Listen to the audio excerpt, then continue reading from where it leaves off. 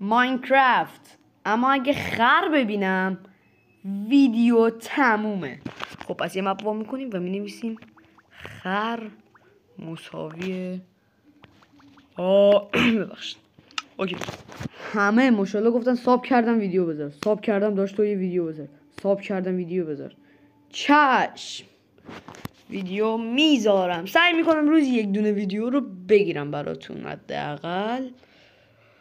و آره دیگه، لطفا لایک کنین، اگه دوست داشتین کامنت بذارین، و اگه میخواین عضو ارتش سایه ها بشین حتما سابسکرایب کنین.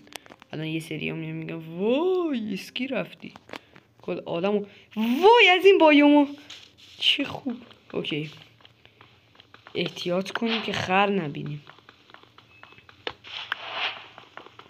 این ویدیوهای لو دادن و اینا رو به زودی انجام میدیم. چشم. مثلا هر چی شما بگید این ویدیو رو هم سری باید بگیرم، تایم ندارم و به خاطر شما دارم میگیرم. 6 تا کافیه. حل کله پایین. آه کرافتین تیبل از اینا. استیک یادم رفت اسمش بدش. یه کلنگ تبر.